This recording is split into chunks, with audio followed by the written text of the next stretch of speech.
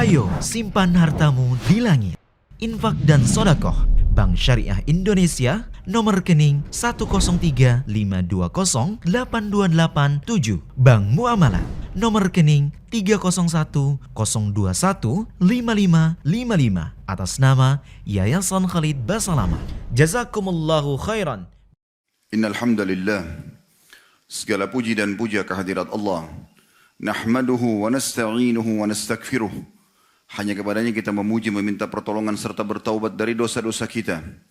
Wa na'udzu billahi min syururi anfusina. Dan hanya kepada Allah pula kita meminta agar dijauhkan dari keburukan-keburukan diri kita. Wa min sayyiati a'malina, dan dari segala dosa yang pernah kita lakukan. May yahdihillahu fala mudhillalah. Barang siapa yang telah Allah berikan petunjuk maka tidak akan pernah sesat selamanya. Wa may yudlilhu fala hadiyalah. Dan barang siapa yang telah Allah sesatkan maka tidak akan mendapatkan petunjuk selamanya. Asyhadu an la ilaha illallah wahdahu la syarikalah wa asyhadu anna Muhammadan abduhu wa rasuluh. Saya bersaksi tiada Tuhan yang berhak disembah kecuali Allah dan Muhammad benar-benar hamba juga utusannya. Allah mengingatkan, qala Allah Ta'ala dalam kitabnya, ya ayyuhalladzina amanu taqullaha haqqa tuqatihi wa la tamutunna illa wa antum muslimun. Hai sekalian orang-orang beriman, bertakwalah, hanya patuh dan tunduklah kepada Allah sebenar-benar patuh dan tunduk, dan jangan kalian meninggal dunia kecuali dalam keadaan Islam. Di ayat lain Allah juga mengingatkan, ya ayuhan nasu taqu rabbakumul ladzi khalaqakum min nafsin wahidah wa khalaqa minha zawjaha wa batha minhuma rijalan katsiran wa nisaa wattaqullaha alladzi tasaaluna bihi wal arham innallaha kana 'alaikum raqiba. Hai sekalian manusia, sekali lagi bertakwalah kepada Allah. Hanya patuh dan tunduklah kepada Allah yang telah menciptakan kalian dari jiwa yang satu, yaitu Adam alaihissalam. Dan telah menciptakan dari jiwa yang satu istrinya, Hawa alaihissalam. Dan telah banyak memberikan keturunan laki-laki juga perempuan dari keduanya. Sekali lagi bertakwalah kepada Allah dan jagalah hubungan silaturahim. Sesungguhnya Allah senantiasa mengawasi kalian.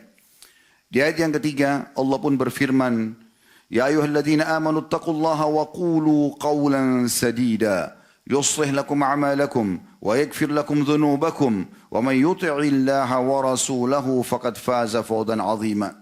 Hai sekalian orang-orang yang beriman, sekali lagi patuhlah, tunduklah kepada Allah dan ucapkan kalimat yang benar. Jujurlah, niscaya Dia akan memperbaiki amal-amal perbuatan kalian, mengampuni dosa-dosa kalian. Barang siapa yang mentaati Allah dan Rasulnya, maka dia telah mendapatkan kemenangan yang besar.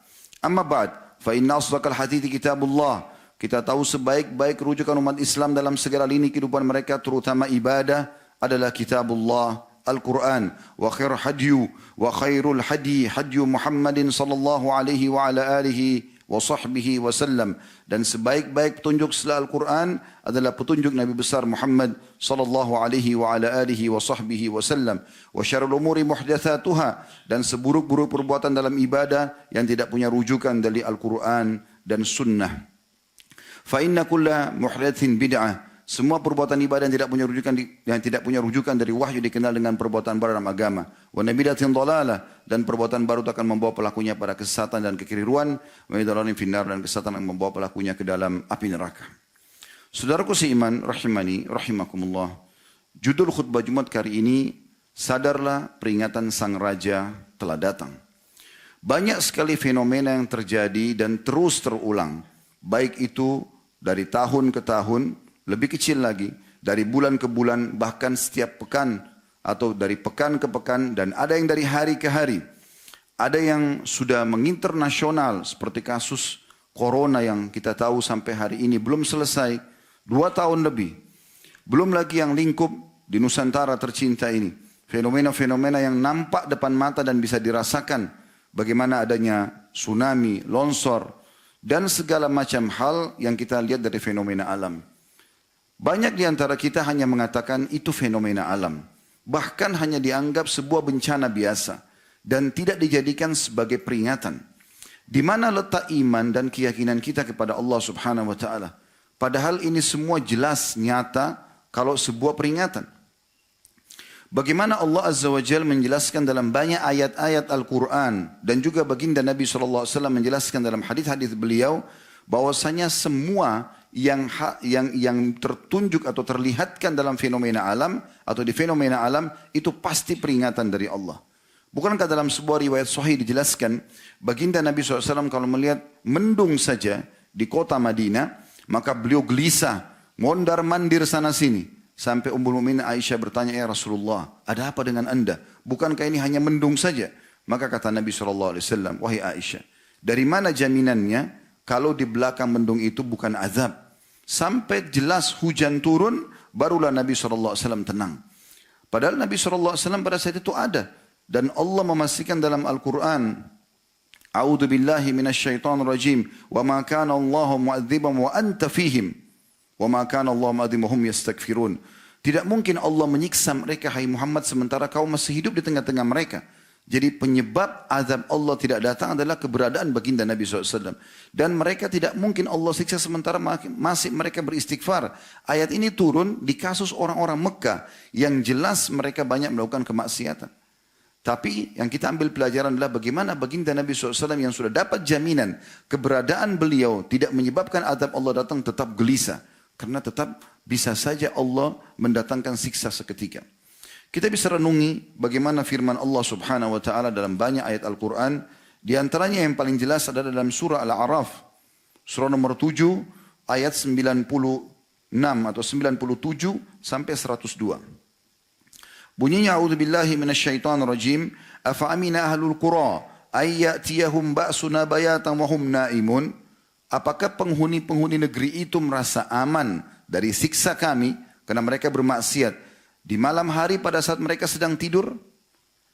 Awa amina ahlul qura an ya'tiyahum ba'suna duhan wa hum yal'abun?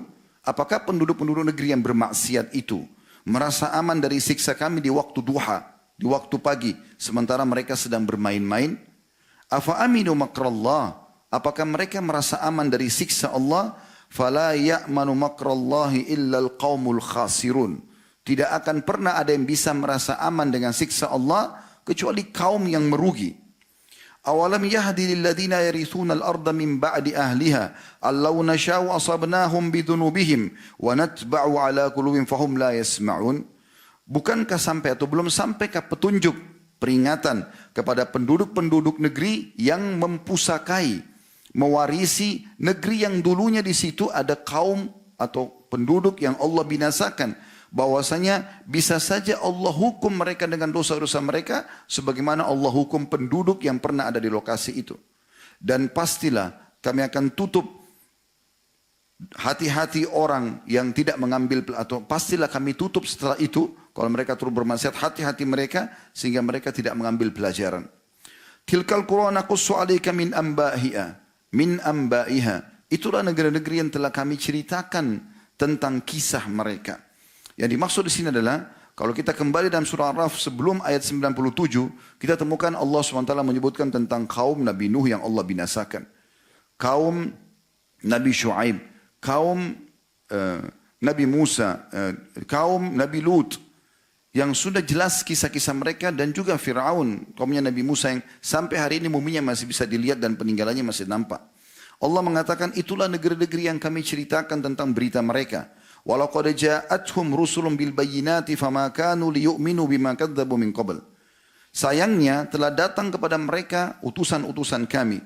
Di masa para nabi ada nabi-nabi. Kalau sekarang Nabi Muhammad SAW adalah nabi terakhir, maka yang datang adalah para ulama dan da'i yang menyampaikan. Tapi sayangnya mereka tidak beriman terhadap apa yang telah didustakan oleh orang-orang yang telah disiksa sebelum mereka. Kadzalika yatba'ullahu ala qulubil kafirin. Begitulah Allah menutup hati orang-orang kafir. Wa ma wajadna li aktsarihim min ahad wa in wajadna aktsarahum lafasiqin. Dan setelah mereka ada yang selamat dari siksa pun, mereka tidak menepati janji-janji mereka bahwasanya mereka akan beriman, dan kebanyakan mereka adalah orang-orang yang fasik. Akhir ayat ini kita bisa lihat fenomenanya di Indonesia.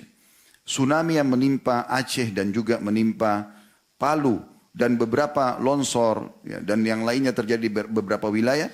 Kebanyakan mereka yang selamat tidak mengambil pelajaran. Mereka lihat depan mata mereka rumah mereka hancur, tetangga mereka yang mati, ya, anak-anak kecil, perempuan, orang tua, dan rumah-rumah, tanaman, dan segala macam kekayaan harta manusia hancur depan mata mereka. Tapi mereka setelah itu ada di kemah pengungsian dan mereka hanya sekedar menunggu suapan makan atau bantuan dari pemerintah atau masyarakat setempat. Tapi di kemah itu pun mereka tidak ambil pelajaran, mereka tidak bertaubat, mereka tidak sholat, mereka tidak kembali kepada Allah Subhanahu Wa Taala. Dan pada saat dimakmurkan kembali wilayah itu oleh Allah dengan hikmah Allah Subhanahu Wa Taala, mereka kembali lagi dengan kemaksiatan. Maka pasti hukuman akan sama terjadi. Allah mengatakan dalam Al-Quran, "Walan tajida di sunnatillahi tabdila." Kalian tidak akan pernah menemukan ada perubahan dari peraturan-peraturan Allah. Orang yang patuh, beriman, akan selamat. Sebagaimana fenomena para nabi dan juga orang-orang beriman bersama mereka. Dan juga orang-orang yang kafir, orang-orang yang membangkang akan dihukum. Dan akan terus terulang hukuman tersebut selama mereka mengulangi pelanggaran-pelanggarannya. Di dalam surah Al-Mulk, surah nomor 67 ayat 16 dan 17, dua ayat ini Allah tekankan. A'udzu billahi minasyaitonir rajim. Aamintum man fis sama'i an yakhsifa bikumul arda fa idza hiya tamur? Apakah kalian merasa aman terhadap Allah yang ada di atas langit sana, bahwasanya Dia akan menjungkir balikkan bumi bersama kalian dan kalian akan temukan bumi itu tamur, artinya bergoncang dengan kuat. Allah tegur, ingatkan masalah gempa. Am amintum man fis sama'i an yursila 'alaikum hasiba fasata'lamuna kaifa nadhir? Apakah kalian merasa aman terhadap Allah dari siksa Allah yang ada di langit sana? Bahwasanya Dia akan menurunkan kepada kalian badai batu. Dan pada saat itu terjadi nantinya, kelak kalian akan mengetahui bagaimana kerasnya hukumanku atau peringatanku, kata Allah. Jelas semua fenomena ini harusnya menjadi peringatan tegas. Dan Allah Subhanahu Wa Taala tidak menjadikan fenomena seperti ini yang manusia tidak bisa sama sekali membendungnya, kecuali memang sebagai peringatan. Begitu juga Allah sebutkan dalam surah Al-Isra, surah nomor 17 ayat 59. A'udzu billahi minasyaitonir rajim. Wa ma nursilu bil ayati illa takhwifa. Kami enggak utus ayat-ayat kami, tanda-tanda, fenomena-fenomena yang besar seperti ini, kecuali memang untuk memberikan atau menanamkan rasa takut atau peringatan akan datang hukuman yang lebih berat lagi dari Sang Pencipta. Allah juga menyebutkan dalam surah At-Taubah, surah nomor 9 ayat 126. Bagaimana Allah memastikan di ayat ini sering kali datang cobaan-cobaan kepada penduduk bumi, terutama wilayah yang penuh dengan kemaksiatan, sering datang peringatan-peringatan pada mereka supaya mereka berhenti. Cuma sayangnya mereka tidak ambil pelajaran.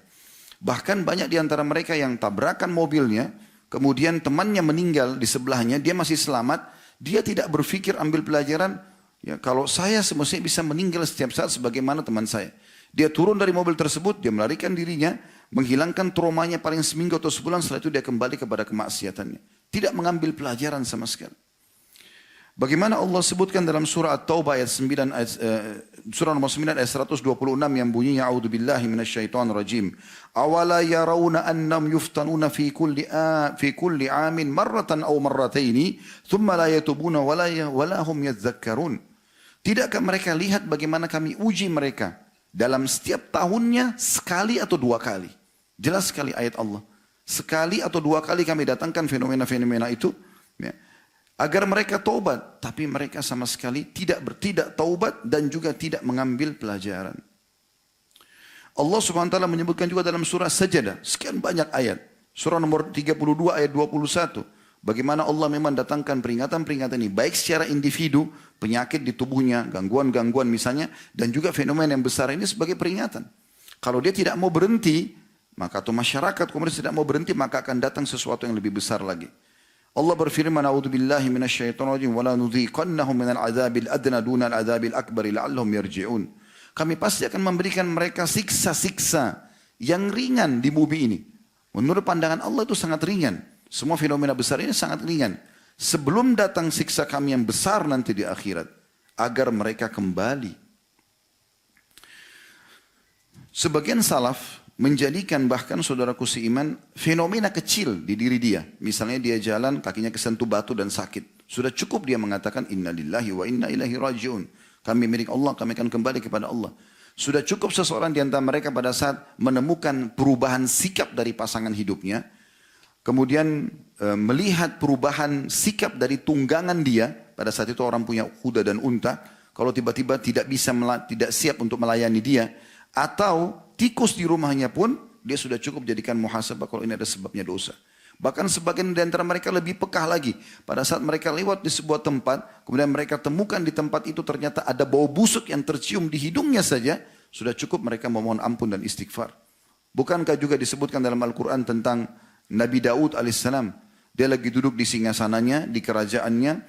Dan pada saat itu Allah SWT uji dia dengan melemparkan bangkai di depan singgasananya. Maka di saat itu langsung Daud alaihissalam sujud kepada Allah SWT. Allah kan dalam Al-Quran.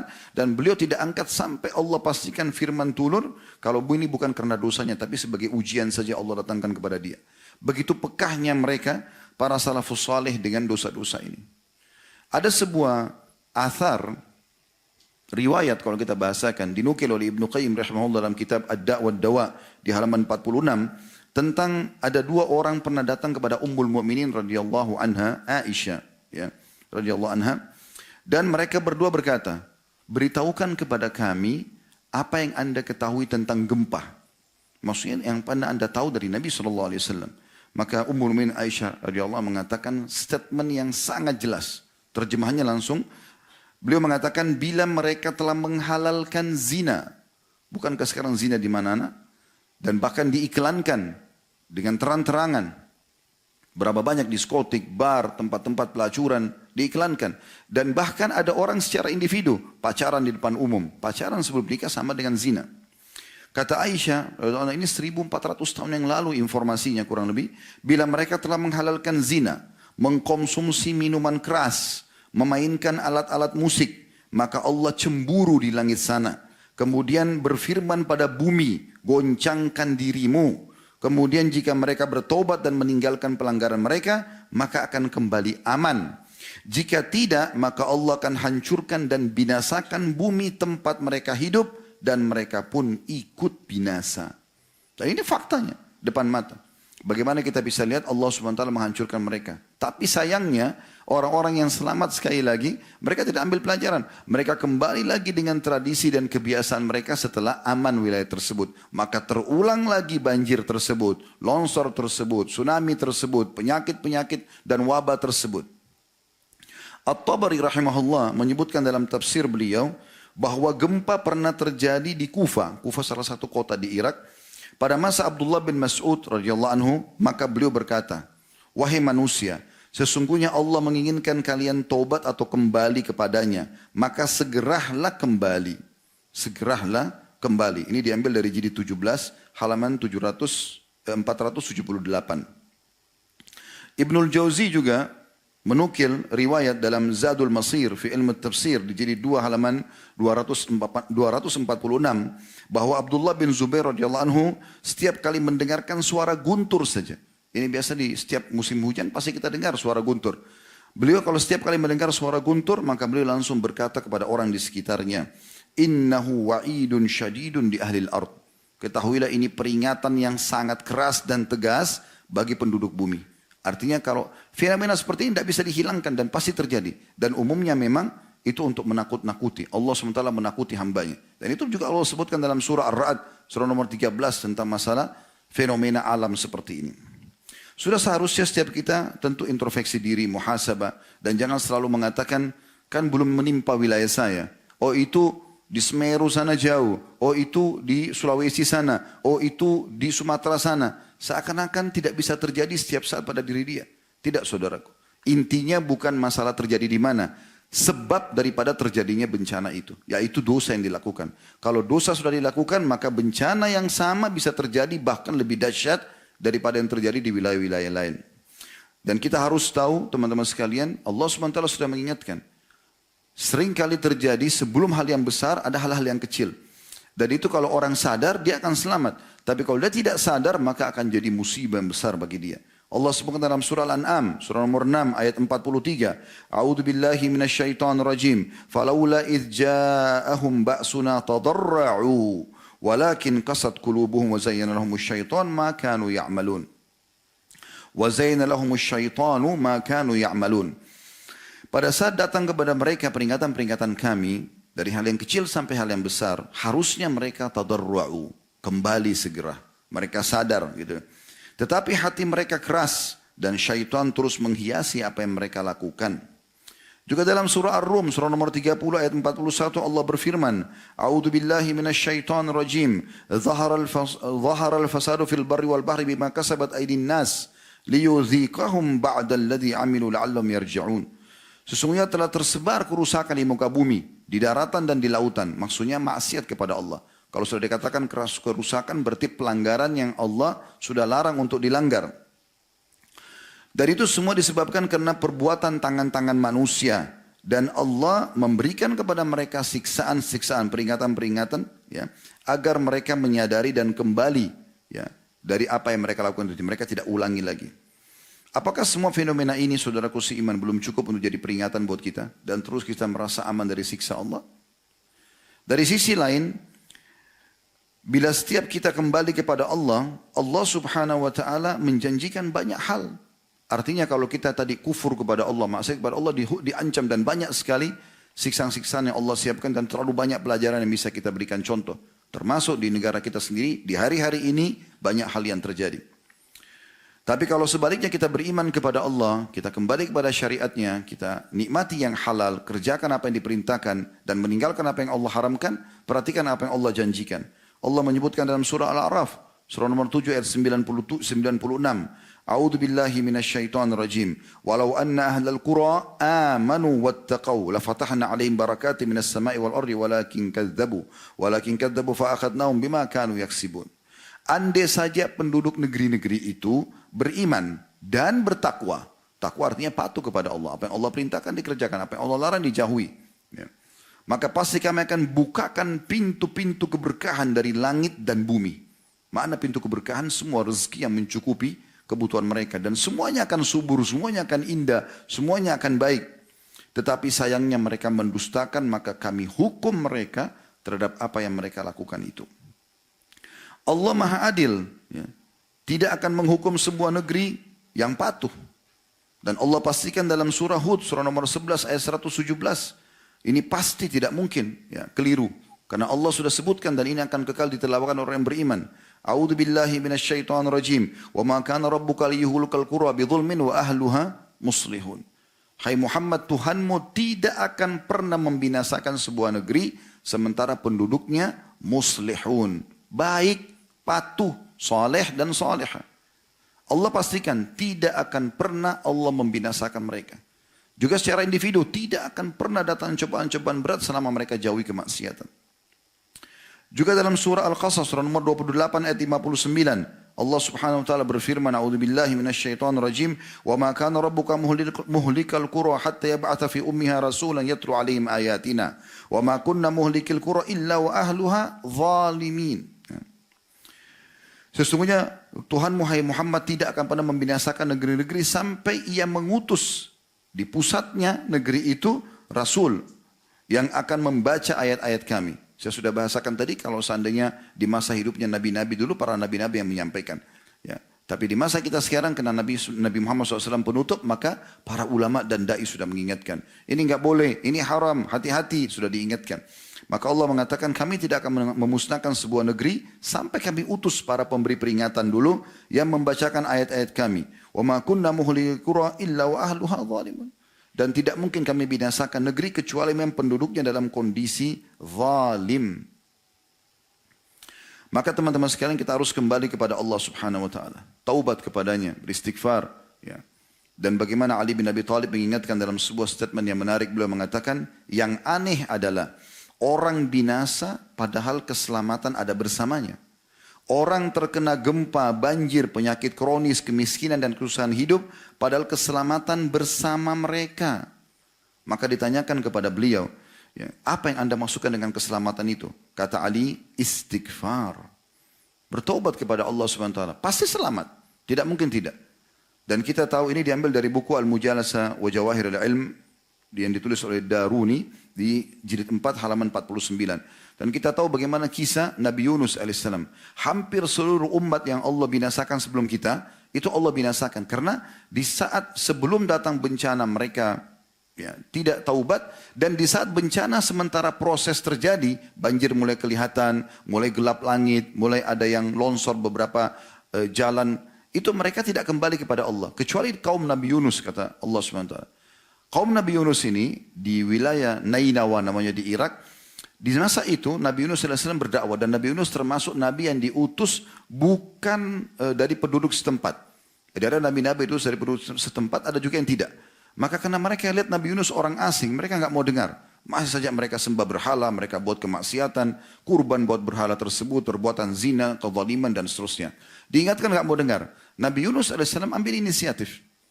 Maka beliau langsung meninggalkan negeri Nainawa dan mengancam mereka. Dalam akad antara Allah Subhanahu wa taala dengan para nabi-nabi tidak boleh meninggalkan lokasi dakwah mereka sampai Allah perintahkan, walaupun mereka harus dibunuh. Contoh kasus Nabi Zakaria dan Nabi Yahya alaihissalam dibunuh oleh para kaumnya, tapi mereka tidak tinggalkan lokasi. Nabi Yunus meninggalkan lokasi, niatnya baik untuk supaya mencari lokasi dakwah baru sebelum datang izin dari Allah Subhanahu wa taala. Maka Allah Subhanahu wa taala pada saat Yunus alaihissalam pergi naik di atas kapal yang masyhur, kemudian Allah hukum Nabi Yunus alaihissalam dengan kapal itu digoncang dengan badai yang sangat besar, akhirnya membuat kapten kapal mengatakan ini harus ada yang dikurangi penumpang, kalau enggak berat bisa tenggelam. Mereka buang banyak barang juga tidak bisa. Akhirnya mereka mengundi harus ada orang yang dibuang ke lautan. Setiap kali undi, nambah Nabi Yunus yang keluar. Sampai 3 kali tetap nambah Nabi Yunus keluar. Pada saat itu sekali para sebagian orang situ mengatakan, kami tahu ini adalah seorang Nabi.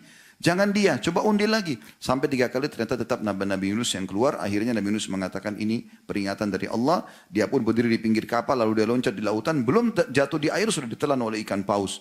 Ringkas cerita tentu cukup panjang riwayat berhubungan dengan masalah ini. Nabi Yunus di perut ikan paus tersebut dan dia terus bertasbih kepada Allah dengan zikir yang masyhur, la ilaha illa anta subhanaka inni kuntu minadh dhalimin. Dia mengakui kesalahannya.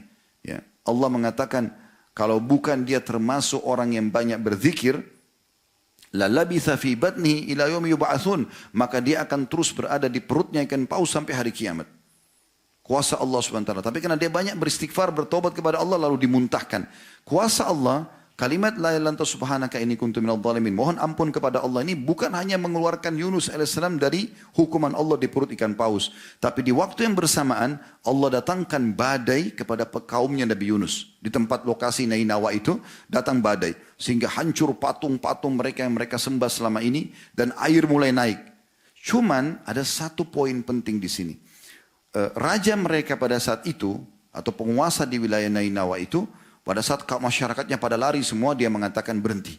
Tidak ada gunanya kita melarikan diri. Ini yang diingatkan oleh Nabi Yunus. Maka yang terbaik sekarang coba kita nyatakan kita beriman kepada Tuhannya Nabi Yunus.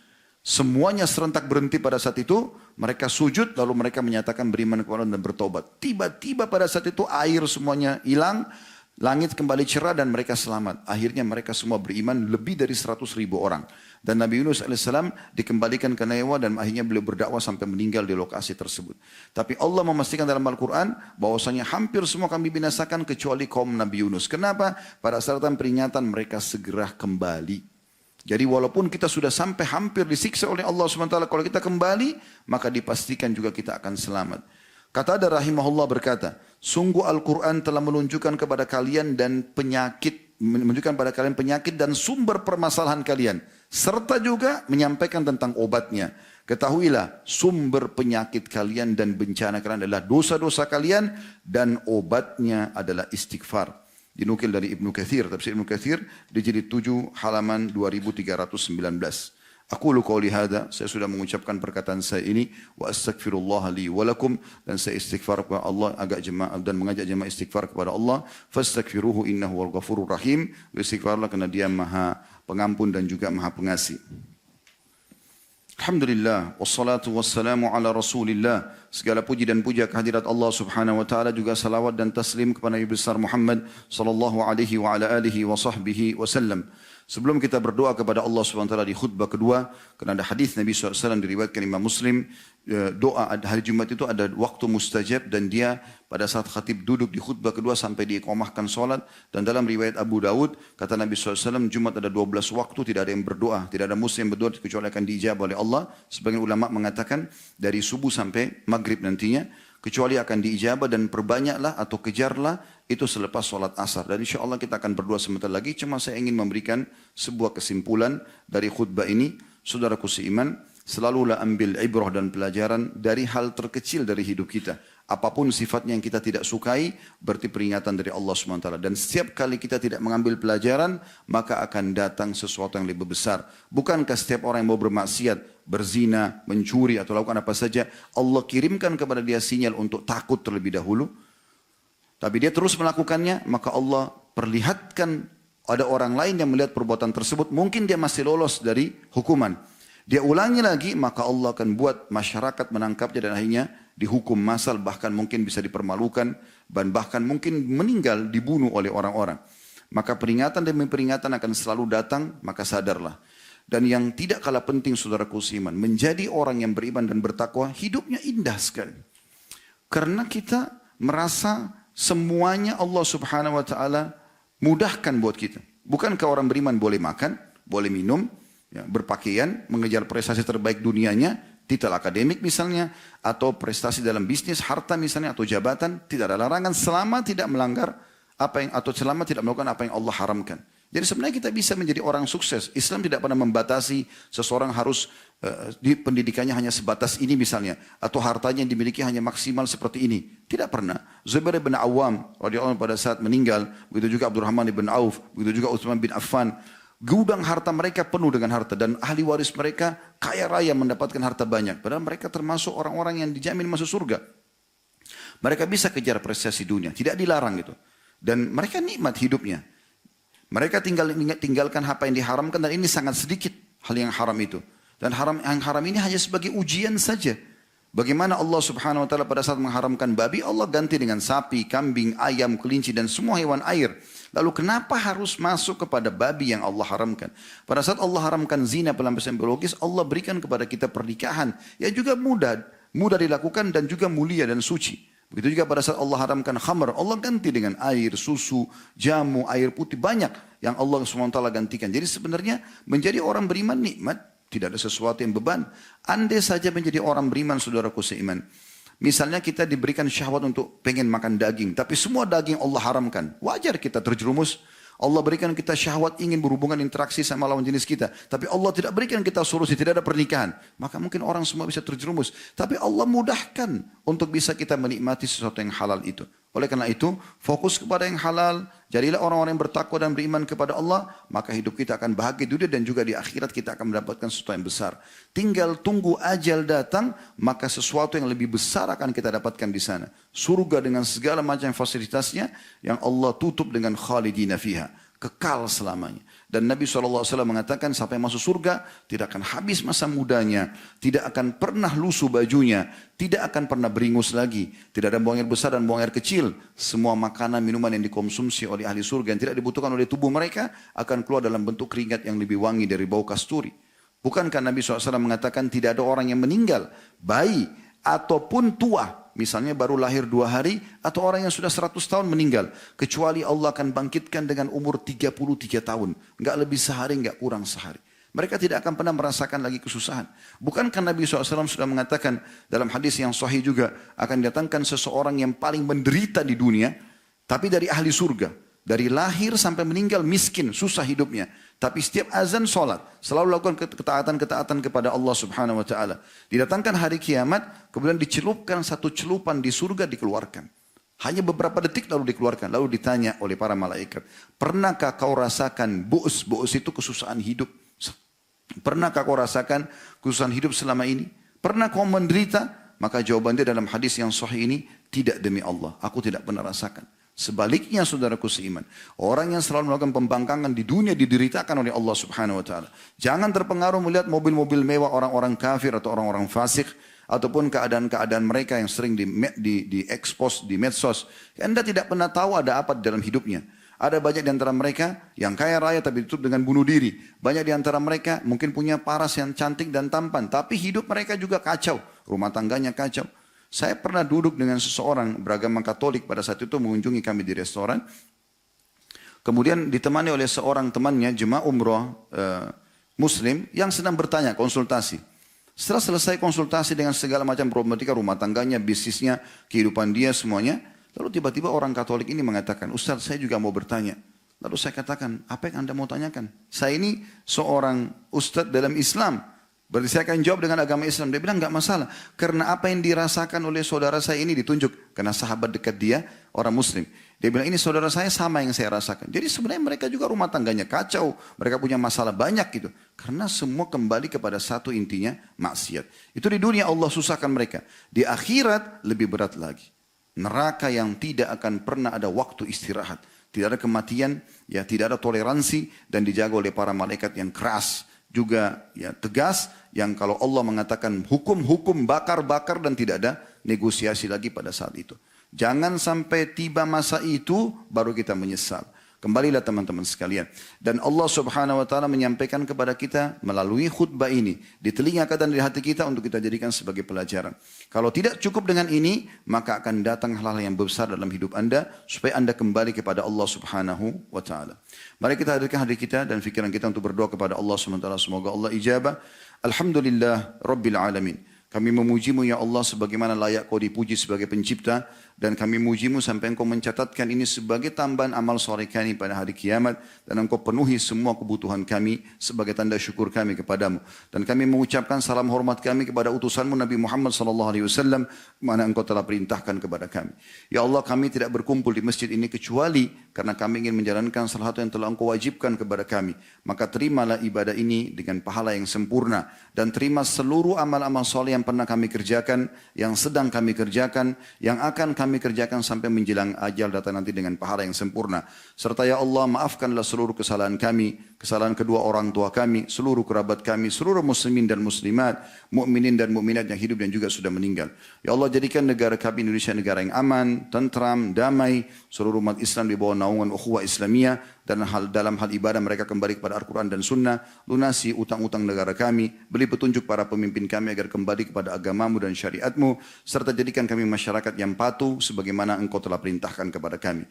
Ya Allah tolonglah saudara-saudara kami di Palestina, di Syria, di Yaman, di Irak, di Myanmar, di Ahsa, dimanapun yang sedang tertindas ikhlaskan niat mereka, terima para syuhada mereka, mulakan Islam di tangan mereka dan tangan kami semua, dan ikut sertakan kami bersama mereka di pahala baik dengan doa, dengan harta juga dengan jiwa kami.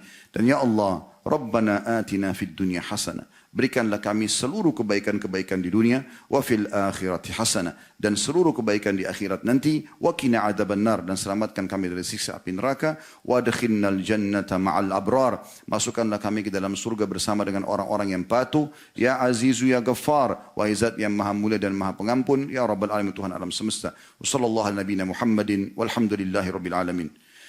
Inna Allah ya'muru bil adli wal ihsan. Allah selalu menyuruh kita berbuat keadilan dan kebaikan. Wa yanha 'anil fahsya'i wal munkari wal baghi. Dan Allah larang perbuatan keji, maksiat dan pelanggaran-pelanggaran. Ya'idzukum la'allakum tadhakkarun. Itu peringatan dari Allah, jadikan sebagai prinsip hidup kalian. Fadhkurullahal 'azima yadhkurkum. Ingatlah Allah, Allah akan ingat kepada kalian. Washkuruhu ala ni'ami yazidkum. Syukuri nikmatnya, dia pasti akan tambah. Wala dzikrullahi akbar. Mengingat Allah adalah amal yang paling besar. Wa aqimis shalah, dan dirikanlah salat.